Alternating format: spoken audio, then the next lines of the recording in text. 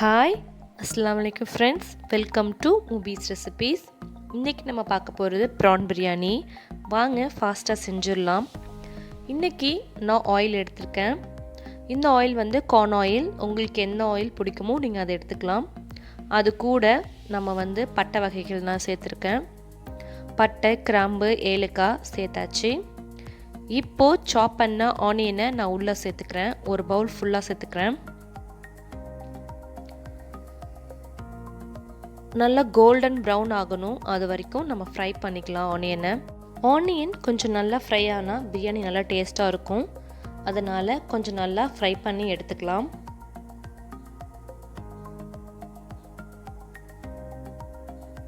இந்த ஃப்ரை டைமில் நம்ம வந்து அரிசி நான் மெஷர் பண்ணி வச்சுருக்கேன். இன்றைக்கி ப்ரான் பிரியாணிக்கு 2 கப் எடுத்திருக்கேன். இது வந்து பாஸ்மதி ரைஸ் தான். இந்த 2 கப் ரைஸையும் நான் நல்லா வாஷ் பண்ணிவிட்டு ஒரு 15 மினிட்ஸ்க்கு ஊற வச்சுக்கிறேன். இப்போது ஆனியன் நல்லா ஃப்ரை ஆகிடுச்சு. இப்போது அதே அளவு நான் தக்காளி சேர்த்துக்கிறேன் உள்ள.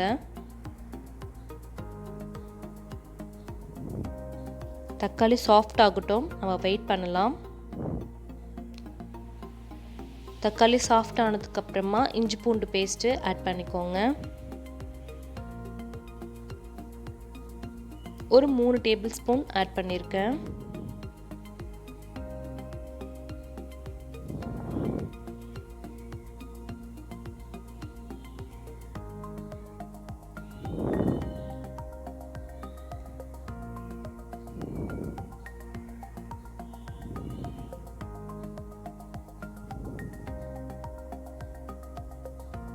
இப்போது பிரியாணிக்கு என்னென்ன மசாலாஸ்லாம் யூஸ் பண்ணியிருக்கேன் அப்படிங்கிறத பார்க்கலாம்.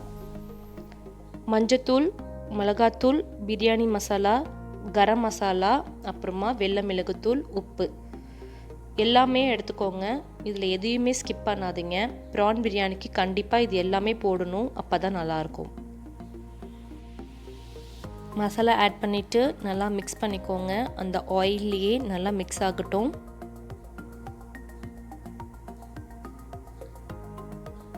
இந்த டைமில் 2 டேபிள் ஸ்பூன் தயிர் ஆட் பண்ணிக்கிறேன். தயிர் ஆட் பண்ண உடனே நம்ம போட்டிருக்க அந்த ஆயிலும் தயிரும் சேர்ந்து சூப்பராக ஒரு கிரேவி ஃபார்ம் ஆகிடும்.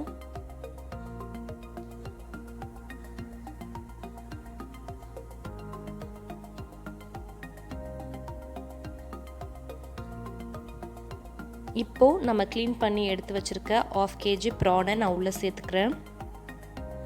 ப்ரானை சேர்த்த உடனேயே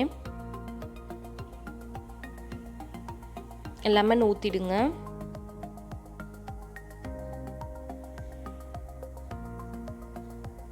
லெமன் ஊற்றிட்டு நான் உப்பையும் போட்டுட்டு நல்லா மிக்ஸ் பண்ணி விட்டுருங்க. இப்போ பாருங்கள், ப்ரான் போட்டு ஒரு 5 மினிட்ஸ்லேயே எவ்வளோ தண்ணி ரிலீஸ் ஆகிருக்குன்னு. நம்ம எந்த தண்ணியும் யூஸ் பண்ணலை. இந்த தண்ணியை மெஷர் பண்ணிக்கிட்டு அதுக்கப்புறமா நம்ம தண்ணி ஊற்றணும். அது எப்படின்னு கேட்டிங்கன்னா, 1 கப் ரைஸ்க்கு 1.5 கப் தண்ணி ஊற்றுவோம் இல்லையா? மொத்தம் நான் 3 கப்பு தண்ணி ஊற்றணும். நான் வந்து 2.5 கப்பு தான் தண்ணி ஊற்றிருக்கேன். ஆல்ரெடி அந்த கிரேவியில் வந்து நிறைய தண்ணி இருக்குது. அதனால் நான் ஒரு 1/2 கப் தண்ணி கம்மி பண்ணி தான் ஊற்றினேன். ப்ரான் பிரியாணிக்கு எப்போதுமே ஒரு 1/2 கப் தண்ணி கம்மி பண்ணி ஊற்றுங்க. அப்போ தான் ரைஸ் வந்து நல்லா பொலன்னு கிடைக்கும். இப்போது நல்லா கொதிக்குது. நம்ம ஊற வச்சுருக்க ரைஸை எடுத்து இப்போ உள்ளே சேர்த்துடலாம். இப்போது 15 மினிட்ஸ் ஆயிடுச்சு. நல்லா வாஷ் பண்ணிவிட்டு இந்த ரைஸை நான் உள்ளே சேர்க்குறேன்.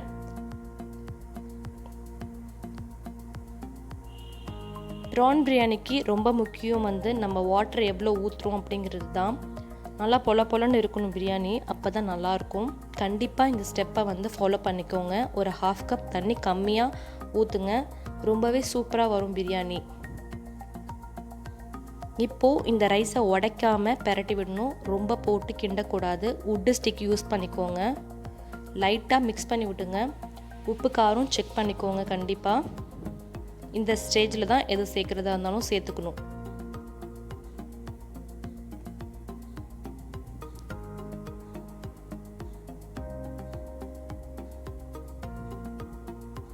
நான் பக்கத்து அடுப்பில் பிரியாணிக்கு கீழே தம் போடுற அந்த பிளேட்டை வந்து சூடு பண்ணி வச்சுருக்கேன்.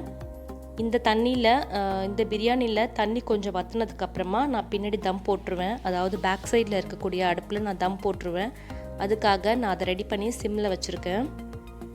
இப்போது ரைஸில் வந்து தண்ணிலாம் வற்றிருக்கு. இதுதான் கரெக்டான ஸ்டேஜ் நம்ம தம் போடுறதுக்கு. இந்த மாதிரி மட்டம் பண்ணி விட்டுருங்க. மட்டம் பண்ணி லிட்டை போட்டு நான் தம் போட்டுட்டேன். ஒரு 20 மினிட்ஸ் தம்மில் இருக்கட்டும். 20 மினிட்ஸ்க்கு அப்புறமா ஓப்பன் பண்ணி பாருங்கள். உதிரியான சூப்பரான ப்ரான் பிரியாணி ரெடி ஆகிடுச்சு. கண்டிப்பாக வீட்டில் இதே மாதிரி மெத்தடில் செஞ்சு பாருங்கள். உங்கள் எல்லாருக்கும் ரொம்ப பிடிக்கும். மறக்காமல் மூவிஸ் ரெசிபியை சப்ஸ்கிரைப் பண்ணிக்கோங்க ஃப்ரெண்ட்ஸ். ஒரு லைக் பட்டனை தட்டி விட்டுருங்க. இந்த பிரியாணி பிடிச்சிருந்துச்சுன்னா தேங்க்யூ. அஸ்ஸலாமு அலைக்கும்.